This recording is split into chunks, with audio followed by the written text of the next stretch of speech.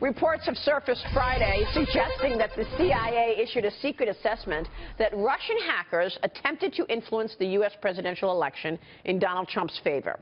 This as President Obama ordered a review of all foreign attempts to hack the U.S. election system. President-elect Trump told Fox News yesterday he's skeptical of these reports. The CIA has concluded that Russia intervened in the election to help you win the presidency. Your reaction? I think it's ridiculous. I think it's just another excuse. I don't believe it.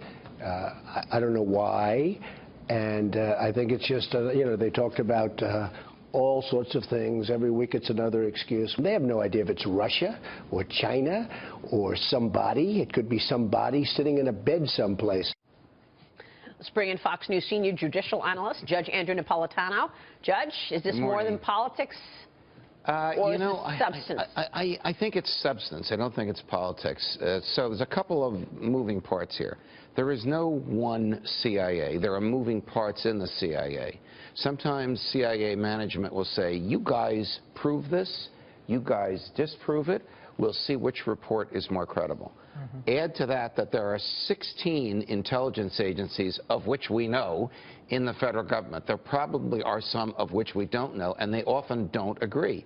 Add to that, there's an intelligence branch of the FBI, which has a different view of this from the CIA. So the president-elect receives either directly or indirectly briefings from a variety of sources in the government, and he comes to his own conclusion.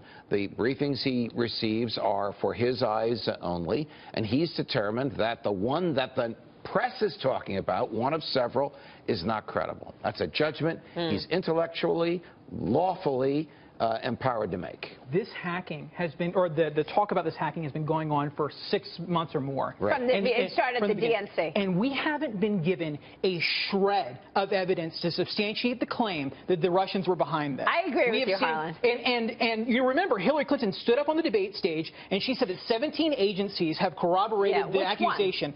And she based that on a memo. And this is a line from the memo that said that the hacking was consistent with the methods and motivations of Russian-directed efforts. That means literally nothing. Yeah. That means that it looks like the Russians did it. There's been zero evidence. Well, she was saying that. Because there was a statement that was put out by the Department of Homeland Security and the Office of the Director of National Intelligence in October. Well, that's what I'm reading, October 7th. Right, that says that it is confident that the Russian government, I mean, but they have come out publicly and said it. The CIA is a different story. This is something that was in a report.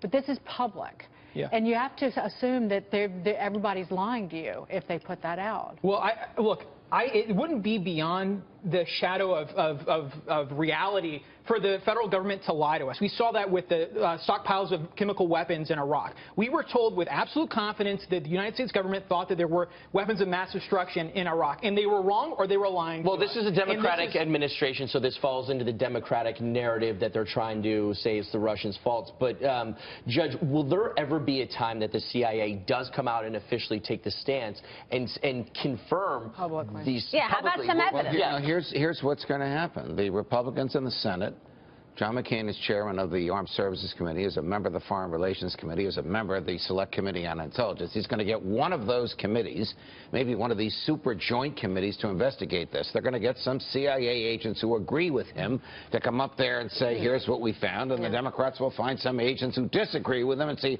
here's what they didn't find, here's why their research is flawed, and we probably will not get an answer on this. But there's something about this. We're a month after the election. They just won't let it go. I agree and they won't just admit that the people voted for Trump.